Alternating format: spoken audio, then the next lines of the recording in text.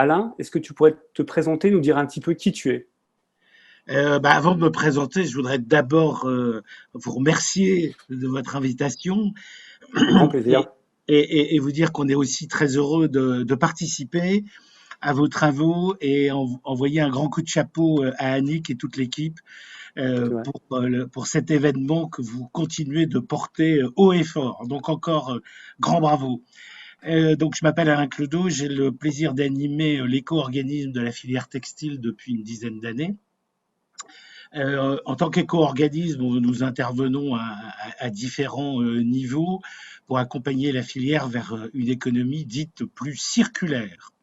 Voilà, donc 10 ans d'expérience avec l'éco-organisme et pour toutes les parties prenantes de la filière.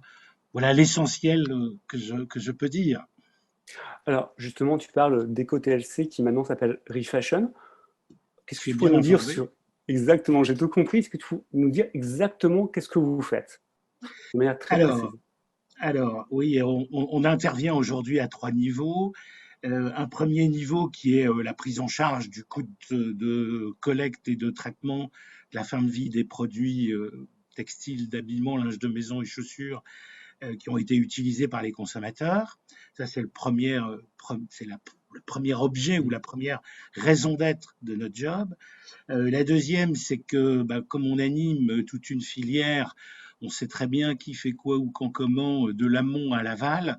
Donc on a un rôle de collecte d'informations, de mesures très précises, et à partir de ces informations, justement d'en partager tous les enseignements pour participer au progrès, encore une fois, vers cette économie plus circulaire et d'avoir les bons messages de sensibilisation, voire probablement plus loin que de sensibilisation, de mobilisation pour changer de braquet dans cette transition vers un développement plus durable. Alors peut-être pourquoi EcoTLC devient Refashion, pourquoi ce Exactement. changement de nom? Je suppose que ça crée, ça crée des questions bien légitimes. Alors, on a souhaité changer de nom pour la raison suivante, parce que fashion, c'est la mode, et c'est donc la façon de s'habiller, tout simplement. Et donc, la mode, d'une manière générale, c'est la façon de faire les choses. Et donc, refashion, ça induit la notion de nouvelle façon de penser, de faire, de produire, de consommer, d'utiliser, et puis un jour de se débarrasser quand on n'en a plus besoin. Je pense que ce terme de proposer, au travers de ce nom, d'accompagner dans cette période de transition les nouvelles façons de faire les choses, nous paraît particulièrement adapté. D'autant plus que pour l'éco-organisme, son plan d'action s'élargit considérablement. Euh, pour résumer, notre mission aujourd'hui consiste à accompagner l'ensemble des parties prenantes à une meilleure utilisation des ressources tout au long du cycle de vie du produit. Donc de l'éco-conception à la façon d'utiliser, à la façon de se débarrasser et de retransformer en nouvelles matières premières les produits qu'on a consommés. Donc on a un vrai élargissement de notre mission et un grand renforcement de notre raison d'être. Super. Alain, on est en pleine crise du coronavirus. Je te disais qu'aujourd'hui, les marques doivent concilier un besoin de trésorerie, donc un besoin de déstockage, et que dans le même temps, elles s'engagent de plus en plus via le consommateur sur le développement durable. Donc aujourd'hui, il y a un équilibre qui doit être fait entre survivre, bien évidemment, sur un temps court, et sur un temps long, s'engager sur quelque chose de durable. Et moi, j'ai pas forcément de réponse, j'ai des interrogations par rapport à ça. Comment toi, vous l'appréhendez chez Refashion? Comment vous allez aider les marques à prendre ce virage? Ben, c'est très clair que la demande des consommateurs va considérablement évoluer. Les consommateurs sont de plus en plus informés sur la qualité des produits, sur l'origine des produits. Ils seront de plus en plus informés sur la durabilité des produits. Donc, ils vont être de plus en plus exigeants pour avoir des produits encore mieux adaptés à leurs besoins, qui bien entendu vont leur faire plaisir et vont être agréables à porter, parce qu'on achète d'abord un vêtement parce qu'il nous plaît et parce qu'il nous va bien. Donc il faut évidemment impérativement continuer de donner envie aux clients et clientes des marques de revenir chez eux, alors qu'on est probablement dans une ambiance actuelle de restons calfeutrés chez soi, et puis peut-être que consommer moins, c'est peut-être une bonne chose. Très probablement qu'il y a des tendances de fond qu'on observe d'ailleurs vers pourquoi pas consommer moins mais mieux, pourquoi pas consommer des produits fabriqués plus près de chez soi. Également aussi, on s'intéresse considérablement à la seconde main. Je sais que c'est un des thèmes importants de la conférence d'aujourd'hui, et on sait que Oui, les ventes, enfin le commerce sous les différentes formes d'ailleurs, y compris par Internet, augmente considérablement. Donc il y a une mutation très très très forte, à la fois de tout un tas de choses que l'on connaît bien au niveau environnemental et économique, et forcément ça a un impact sur la demande des consommateurs, et les marques doivent s'adapter. Donc elles ont probablement à devoir gérer, on va dire, les stocks actuels, et puis surtout à préparer les collections pour les périodes à venir.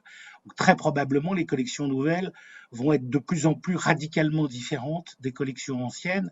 D'ailleurs, la seule chose qu'on peut encourager, c'est comment être capable de produire la bonne quantité au bon moment et juste ce qu'il faut. Parce que du coup, on n'aura plus d'invendus. Bon, alors ça, c'est facile à dire. C'est évidemment un exercice beaucoup plus difficile à faire.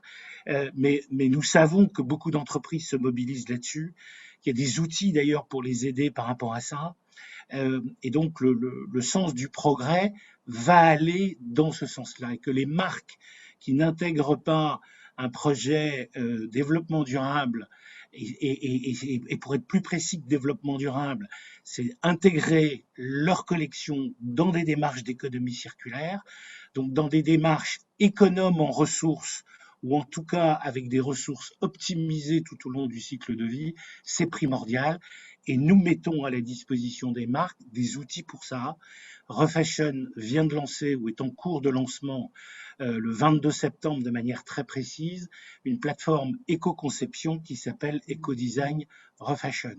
Donc je ne peux qu'encourager les marques, les chefs de produits, les directeurs de collection, etc., à y aller et à rentrer dans notre communauté d'acteurs qui est en train de faire un travail tout à fait formidable, à la fois de rassemblement de tout l'état de l'art sur le sujet, mais surtout qui crée une communauté d'acteurs qui vont partager des expériences. Et je pense que c'est dans cette direction-là que les progrès vont arriver assez vite. parfait. Alors justement, tu parles de votre plateforme. Est-ce que tu pourrais nous en dire plus? Comment elle fonctionne? Qu'est-ce qui va se passer avec? Est-ce que Non, non, je non. suppose que c'est une plateforme en ligne? Non, non, Tu non, m'entends pas? non, non, au contraire. Le portail, c'est refashion.fr, Ecodesign, et je vous invite à y aller et à le découvrir. Et je vous invite, parce qu'il est encore temps, vous pouvez vous inscrire pour participer au Bonne webinaire connexion, du 22 t'es septembre. un peu saccadé, Alain. Est-ce qu'il Oui, donc y a un petit problème là, la bande passante n'est pas très bonne. la Il bonne faudrait juste que passante n'est tu pas nous très. redises ce que tu viens de nous dire, en fait. Alors, je vais le redire Ouais. doucement. Donc, je ne peux que vous encourager à aller sur le portail refashion.fr. Durant ce webinaire, parce qu'il va nous rester 2-3 minutes, qu'est-ce qu'on va voir? Qu'est-ce qui va se passer? Tu pourrais nous le décrire, nous le vendre un petit peu? Ben non, j'ai plutôt envie de faire du teasing. Euh, bon, en deux mots, il y a trois outils importants. D'abord, tout, un, tout un tas d'éléments d'accompagnement sur cette démarche d'éco-conception, avec des fiches pour passer à l'action, notamment ce qu'on appelle des fiches actions, et puis toute une communauté de travail et de partage d'expériences qui va permettre justement à des acteurs de à la fois enrichir la plateforme de connaissances, mais également de se passer, pour faire simple, des bons tuyaux sur les façons de progresser dans la démarche. On a impérativement besoin que les produits qui vont être mis sur le marché demain soient mieux éco-conçus, c'est-à-dire qu'ils durent plus longtemps, qu'ils soient plus facilement recyclables, qu'ils intègrent de la matière recyclée. Retenez déjà ces trois idées.